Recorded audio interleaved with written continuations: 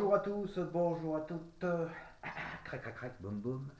Donc le mot cette semaine, ou il y a 15 jours, c'est sous hypnose. Dans le showbiz. Mais qu'est-ce qu'il est balèze ce Gérard. Pas mon soif. C'est quand même un peu con sous hypnose. Elles n'ont pas dû sentir de corps de bite, ces nanas.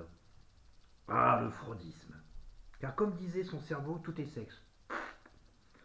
Expérience personnelle, Gérard se justifiera-t-il sous l'emprise freudienne après réel au-delà et au-delà du réel, Gérard en colonie de vacances.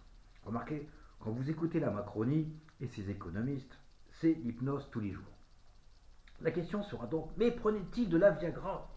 Pendant ce temps, les sénateurs et députés se sont augmentés de 700 €. Ils font un vote pour ça. Non mais n'oubliez pas, c'est quand même eux qui font les lois, hein, d'accord? Arrêtez de dire que ce sont des pantards, ok?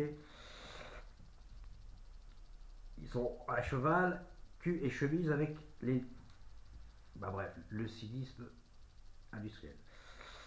Là-dessus, ils sont tous d'accord, c'est l'inflation. Il faut dire que prendre le TGV Paris-Neuilly, le TGV Paris-Neuilly, manger dans un 4-5 étoiles, dormir dans un hôtel style Georges V, avec une prostituée de luxe, ou pas, hein, aujourd'hui appelée princesse, euh, c'est vrai que ça fait un creux dans le budget. Les bobos de RTL sont d'accord, c'est mérité. Faut bien aussi qu'ils s'achètent le dernier modèle de chez Renault ou Citroën électrique, hein, pour faire écolo. Une poupée barbiturique et quelques caisses de vin, ainsi qu'une copie d'un tableau de la reine Elisabeth, crac crac crac. Mais m'as-tu vu dans mon joli costume, crac crac. Enfin, après l'hypnose sexuelle, l'hypnose économique, l'hypnose culturelle, les victoires de la musique. Bon, ils appellent cela de la chanson française. J'irai vivre dans les nuages, et dans les nuages je verrai le soleil. Écoute, si elle veut s'envoyer en l'air avec Iker, hein, qu'elle n'hésite pas, hein, qu'elle le prête sa fusée. Hein. Bon. Est-ce Raël ou Gérard qui lui a écrit cette chanson? La brigade RTL, enquête. Crac, crac, crac.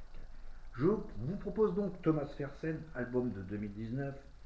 C'est tout ce qu'il me reste, avec des chansons comme Les Vieilles, Les Zombies du cimetière, King Kong, etc., etc., etc.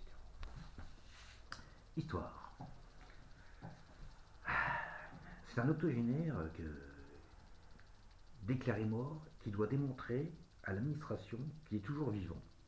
C'est un bon résumé de François Biroute, Alex Vizorek.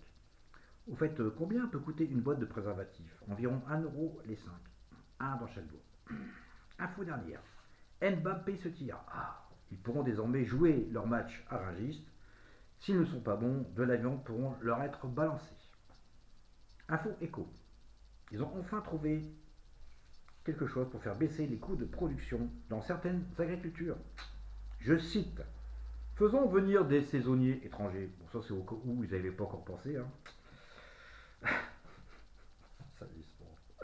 Non mais sérieusement, quoi. Les antibiotiques, vous croyez que c'est que dans les lapins, enfermés à une dizaine dans des cages, qu'ils prennent? Non. Un contrôle antidopage sera prévu désormais avant chaque intervention devant les caméras. Question de M. Fouine Danus. En 60, sa superficie était de 67 000 km². En 2014, elle n'est plus que de 7 000 km². De quel lac s'agit-il là? Crac crac crac. Bon, je vais être plus chanceux. Je vais quand même pas tout faire le boulot. Hein. D'accord? Oui. Ah non, c'est pas un lac, c'est la mer. Mais c'est comme un lac. Bon, bref. La mer d'Aral. Info touristique. Afin de faire plaisir aux touristes, une voie ferrée Paris-les-Menhirs sera construite avec des compartiments frigorifiés afin de transporter de la neige. Rassurez-vous, les locomotives seront à batterie électrique, fabriquées par la biomasse qui, selon des ingénieurs dans des missions sur la 5 le lundi sur le front, pollue 2 à 4 fois plus que le charbon. Me voilà rassuré. Bonne journée à tous. Crac crac.